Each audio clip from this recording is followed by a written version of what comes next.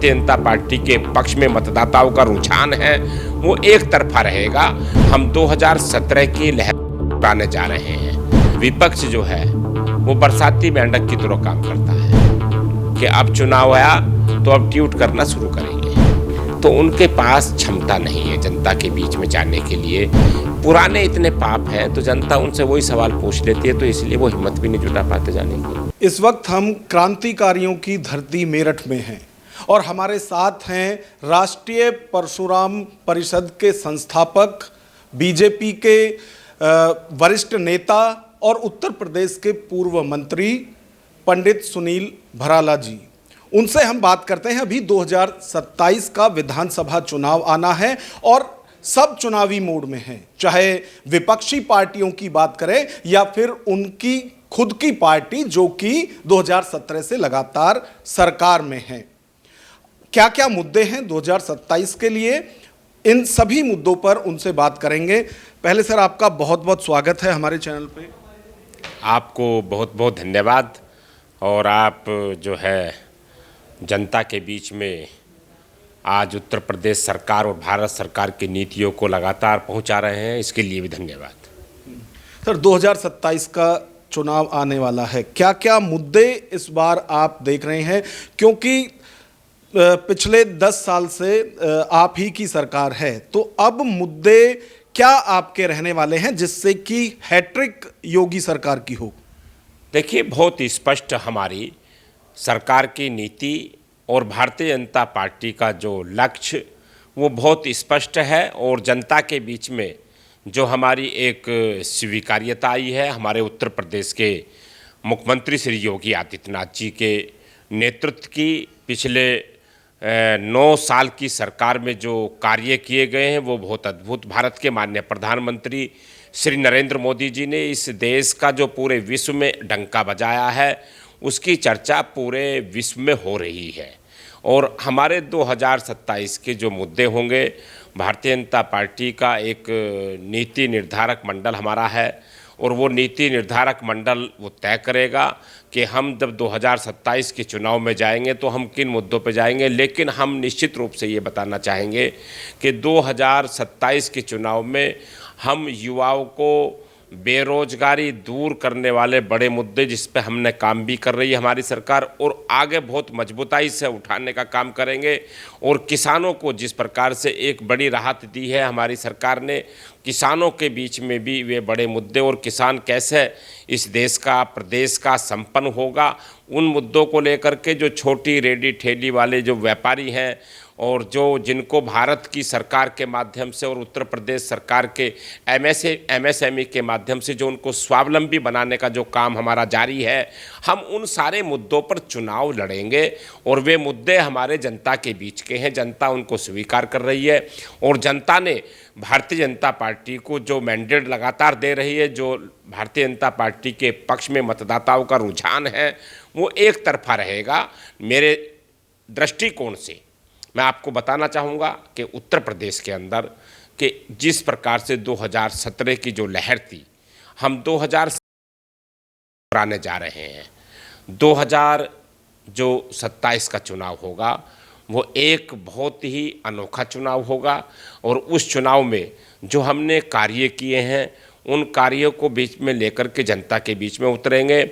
निश्चित रूप से उस रिकॉर्ड को हम तोड़ेंगे, यानी कि 325 सीटें भारतीय जनता पार्टी 2017 के चुनाव में जीत करके आई थी, उस रिकॉर्ड को हम फिर दोहराने जा रहे हैं। अच्छा, आप कह रहे हैं कि जो 2017 का मैंडेट मिला था आप उसको फिर ब्रेक करेंगे 2027 में, यानी आपका कंपटीशन खुद अपनी ही पार्टी से है, विपक्ष से नहीं है मतलब? हाँ, देखिए, हम अपने ही, विपक्ष तो है ही नहीं। विपक्ष का मतलब है कि आज विपक्ष जो है वो केवल जनता के आंखों में धूल झोंकने का काम कर रहा है। इसलिए कह रहा हूँ ये बातें कि जो जनता के मुद्दे हैं या जनता के बीच की बात है उनको कोई मुद्दा नहीं मिल रहा है। भारतीय जनता पार्टी उन सब मुद्दों पर कार्य कर रही है।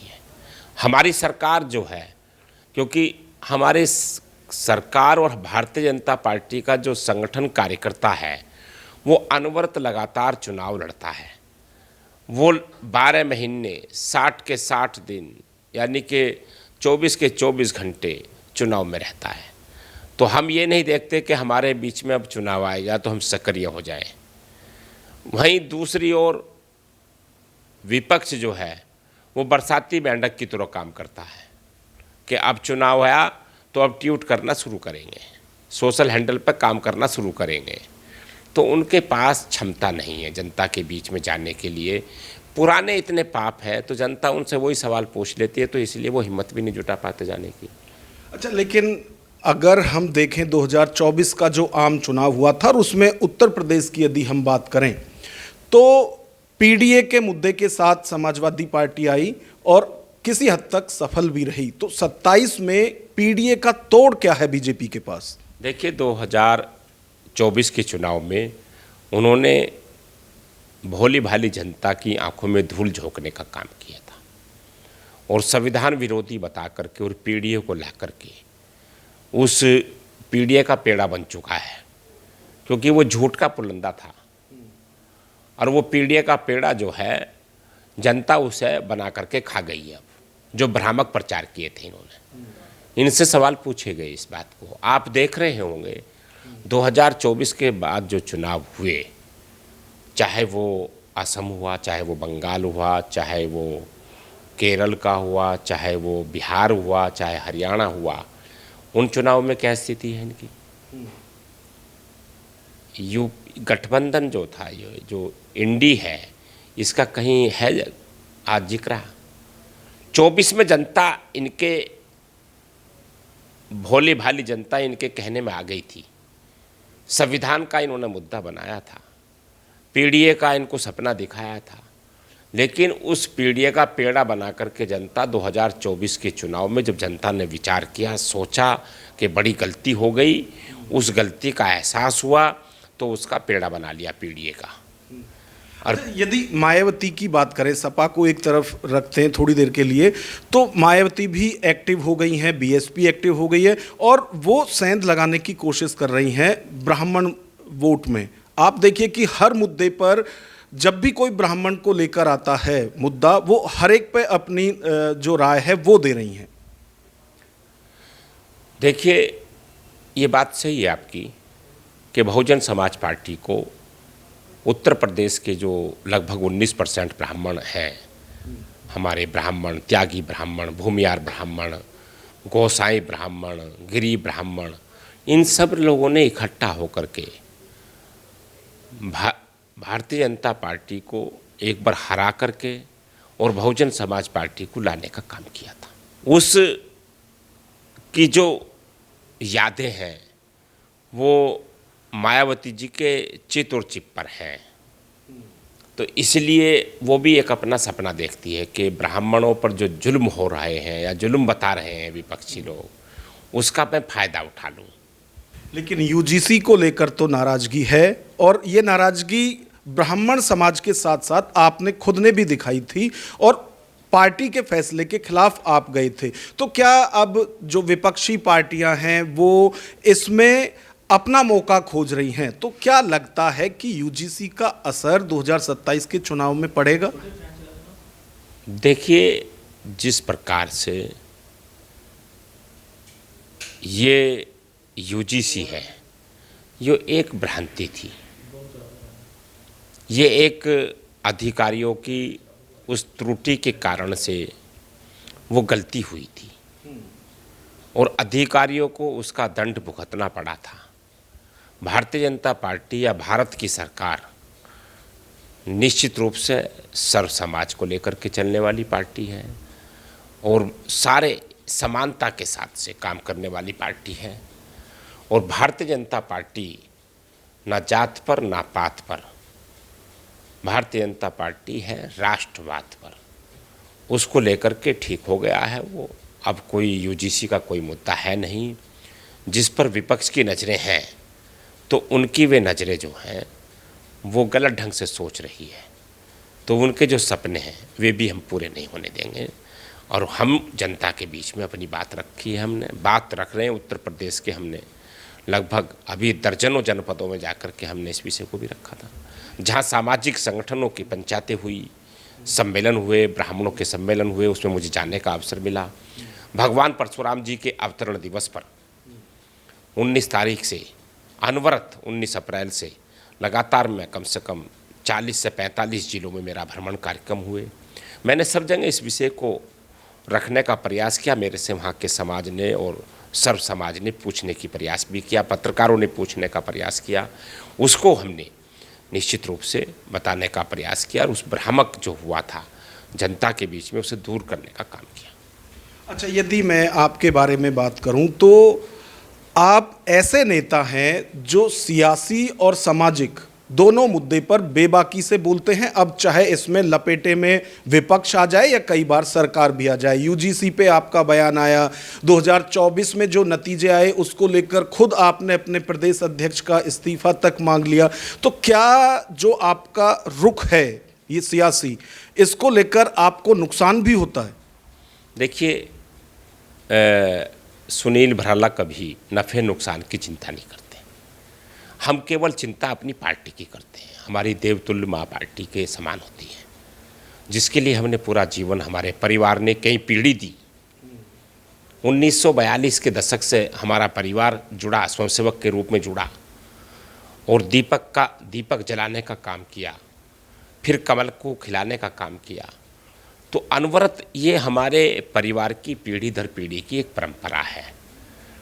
तो सुनील भराला का व्यक्तिगत नुकसान भले हो जाए, लेकिन अपने नेतृत्व को निश्चित रूप से हम बताने का कार्य जरूर करते हैं कि ये त्रुटि हो रही है, ये बातें हो रही है। तो उसमें कोई किसी को अगर हमारी बात बुरी लग जाती है और भारतीय जनता पार्टी को फायदा हो जाता है तो मेरे लिए वो गर्व की बात हो जाती है। इसलिए निश्चित रूप से हम पार्टी के लिए, पार्टी का कहीं कोई अगर नुकसान होगा तो उसके लिए निसंकोच बिल्कुल हम जनता के बीच में बेबाक बात रखेंगे अपनी, और बेबाक बात हमेशा रखते रहे हैं। हमारे माननीय प्रधानमंत्री श्री नरेंद्र मोदी जी ने हमेशा हम सब लोगों को कहा है, उनका आपने जब प्रधानमंत्री बनने के बाद पहला उनका जो राष्ट्रीय परिषद का संबोधन था, आपने सुना होगा, उस संबोधन में उन्होंने स्पष्ट रूप से कहा अपना, कौवा चला हंस की चाल अपनी ना भूल जाए। विपक्ष में रह करके हमने लंबे समय भारतीय जनता पार्टी के देवतुल्य हम सब कार्यकर्ताओं ने आंदोलन किए, लड़ाई लड़ी इस राष्ट्र को लेकर के, धारा 370 को, राम जन्मभूमि को लेकर के, अन्य मुद्दों पर लड़ाई लड़ी। तो उनका कहने का अर्थ केवल ये था कि आप हमेशा आंदोलन के लिए भी तैयार रहिएगा। कभी इस अपनी जो आपकी कला है, आपकी जो शैली है, उसको छोड़ने की आवश्यकता नहीं है। ये हमारे माननीय प्रधानमंत्री श्री नरेंद्र मोदी जी ने हमें आह्वान किया, हम उस पर हमेशा दृढ़ रहते हैं, संकल्पित रहते हैं और उसको हम करते रहेंगे हमेशा। आपको गर्व होता है इस चीज़ पर कि आप बीजेपी के नेता हैं, कार्यकर्ता हैं, और इस सरकार के दौरान ऐसे मुद्दे जो हैं वो सुलझाए गए जो सदियों से चले आ रहे थे, चाहे राम मंदिर की बात करें या फिर आज़ादी के बाद से आर्टिकल 370 है। कई ऐसे मुद्दे हैं जिनके लिए कहा जाता था कि ये कभी खत्म नहीं होंगे। मैं निश्चित रूप से गर्व मुझे होता है, इसलिए होता है कि हमारे बाबा, हमारे पिता, हमारे पीढ़ियाँ, हमारे ऐसे लाखों कार्यकर्ताओं ने वो सपने देखे थे। वो सपने उन्होंने देखे थे कि ये सपने पूरे होंगे। उन्होंने अपने आँखों से नहीं देखा, परंतु उस सपनों को साकार करने का भारत के माननीय प्रधानमंत्री श्री नरेंद्र मोदी जी और भारत के हमारे माननीय गृह मंत्री श्री अमित शाह जी और हमारी पार्टी के नेतृत्व ने उन सपनों को साकार किया, और वे सपने साकार हो रहे हैं। तो आज हम उस बात से, हमारी प्रसन्नता भी है, हमें गर्व भी है इस बात से, और हमें उन पर बहुत ही गर्व महसूस होता है, गौरवान्वित अपने आप को हम महसूस करते हैं कि उन्होंने धारा 370 जैसे, उन्होंने राम मंदिर, राम जन्मभूमि मुद्दों जैसे, और आपके रोहिणिया जैसे, भारत के अंदर एक देश एक चुनाव जैसे, एक देश एक कानून जैसे ऐसे मुद्दे, जहां आज भारत के अंदर जो आज सीधा खाते में पैसा जो केंद्र से चलता है और वो सीधा उस गरीब के निर्धन के खाते में चला जाता है, जिसका उदाहरण दिया करते थे भारत के पूर्व प्रधानमंत्री श्री राजीव गांधी जी। कहा करते थे कि जब दिल्ली से वो 1 रुपया चलता है, 100 पैसे जाता है, तो 15 पैसे तक वहाँ पात्र के पास पहुँचता है। हमारी सरकार ये है कि वो 100 पैसे जाता है तो 100 उसके पास चला जाता है। अच्छा, सनातनियों से आप अपील करते हैं कि 4 से 5 बच्चे करें, जबकि ज़्यादातर पेरेंट्स जो हैं वो परेशान हैं जिस तरह का महंगाई बढ़ रहा है या जो दूसरे खर्चे लोगों के बढ़े हुए हैं। देखिए, मैं निश्चित रूप से कहूँगा, मैं आज से नहीं कह रहा हूँ ये बातें, मैं पिछले 10 से 15 साल पूर्व से इस बात को कहता हूँ। मैं 15 वर्षों से लगभग ये बात कह रहा हूँ कि अपने परिवार की योजना बनाइए। हम 2, हमारे 3, हम 5, हम 2, हमारे 5 होने चाहिए। हम लोग बहुत गर्व के साथ कहते हैं और बहुत हम निश्चित रूप से आंकड़ों के साथ बात करते हैं इस पर। आप देख रहे हैं क्या आज क्या हुआ? आंध्र सरकार क्या कर रही है आज, आंध्र प्रदेश की? देखा ना, सरकार ने इस पर नियम बना दिया कि अगर कोई तीसरा चौथा बच्चा करेगा तो पहला करेगा तो उसे इतना रुपया, दूसरा करेगा तो इतना, तीसरा करेगा तो इतना। ये पूरे हिंदुस्तान को, भारत सरकार को करना पड़ेगा एक दिन। आज हम कहाँ पर खड़े हैं? आज हमारी जो परिवारों की योजनाएं हैं, सनातनों की, तो बहुत हाल खराब है आज। सनातनी तो आज जो है, हम 2 और हमारा 1, हम 2 हमारा 0 पर हैं। तो कहाँ जाएंगे? कैसे चलेंगे संस्कार? कैसे हमारी भारतीय संस्कृति बचेगी? आप महंगाई की बात कर रहे हैं। जब हम हमारे परिवार, हम 7-7, 9-9, 10-10, 11-11 भाई बहन होते तो वो परिवार नहीं चले क्या? आप भी 7 भाई बहन होंगे, 5 होंगे, तो परिवार नहीं चले क्या? भूखे मरे क्या कभी? ये जो मानसिकता बनी है युवाओं की, ये खतरनाक है। इससे दूर होना पड़ेगा। ये मानसिकता इसलिए बनी है केवल कि अपने शौक कम करो, अपने खर्चे कम करो। आपको लगता है कि इकोसिस्टम जो है वो बैलेंस खो रहा है? एक तरफ लगातार जनसंख्या बढ़ रही है और सनातन में कम हो रही है। देखिए, संस्कृति को नुकसान हो रहा है आज सोसाइटी के कारण से। आज ये जो आत्महत्याएं हो रही हैं, आज जिस प्रकार की विकृतियाँ आ रही हैं, समाचार पत्रों में देखते हैं, सोशल मीडिया पर, सोशल हैंडल पर देखते हैं, माँ ने पुत्र, बहू की हत्या कर दी, बेटी की हत्या कर दी। ये क्या है सब? ये सब जो दुष्परिणाम आ रहे हैं, ये दुष्परिणाम केवल हमारे परिवारों के जो विभाजन है, जो सामूहिक परिवारों की रहने की जो पद्धति थी, वो खत्म हो रही है, वो खत्म हो गई है। हम किस दौड़ में हैं? हम आज़ादी किससे चाह रहे हैं? अपने माता पिता से आज़ादी चाह रहे हैं? हमें सोचना पड़ेगा, विचार करना पड़ेगा। हमें सामूहिक परिवार की जीवन पद्धति पर आना पड़ेगा। महंगाई यहाँ से बढ़ रही है इस समय। एक परिवार में 2 बच्चे तो 2 बिजली के बिल आएंगे, 2 फ्लैट होंगे, 2 आपकी रसोई चलेंगी, हर चीज़ 2-2 चली जाएंगी। 3 जगह हो गए, माता पिता अलग हो गए, बच्चे अलग हो गए, 3 रसोई चल पड़ी घर में। तो ये क्या परिणाम है इसका? महंगाई, यहाँ बचना पड़ेगा हमको। एक सवाल ये भी है कि इन दिनों विवादित बयान देने की बाढ़ सी आई हुई है। अभी हाल ही में राजकुमार भाटी ने पहले ब्राह्मणों को लेकर बयान दिया, उसके बाद जाट गुजरों को लेकर बयान दिया। उससे पहले संतोष वर्मा कह रहे हैं कि आरक्षण हम खत्म कर देंगे यदि ब्राह्मण अपनी बेटियों से संबंध बना देते। ये किस तरफ सोच जा रही है? ये कुछ नहीं है, केवल अपनी सस्ती लोकप्रियता है।